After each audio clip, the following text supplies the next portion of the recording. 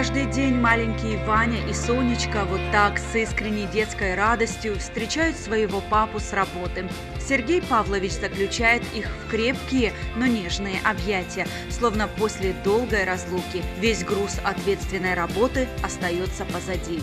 Наш папа ходит на тест начальником. Папа сказал, что это все опасное. Да, детям нельзя это. У папы самая важная работа. Наш папа дает свет и тепло в голод.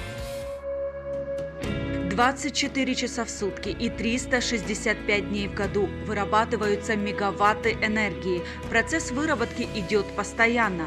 Отсюда электрический ток и тепло поступают в сети и по ним доходят до школ, домов и больниц. Станция работает в круглосуточном режиме.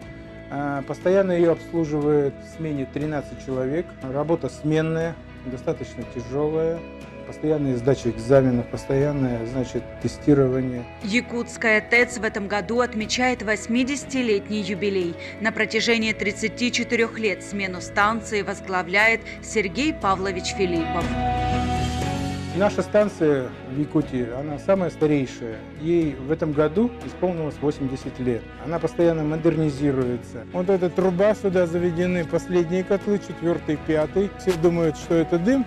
Но хочу разочаровать, это чистый пар, мы экологически чистое предприятие. Работа на таком стратегическом объекте – это всегда ответственность, причем не только перед населением и работниками, но и перед своей семьей.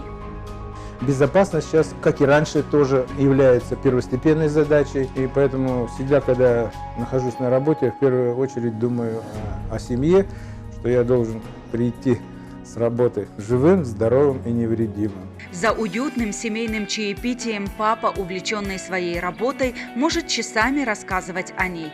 Вместе с тем, все свободное время родители стараются посвящать совместному отдыху. С малых лет детей приучили много читать, и даже в библиотеке Белинского они признаны как самая читающая семья. Супруга моя очень много с ними занимается.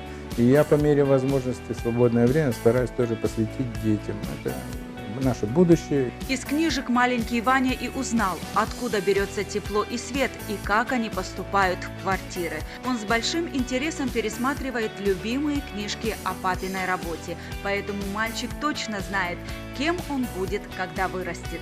Я хочу стать как папа энергетиком.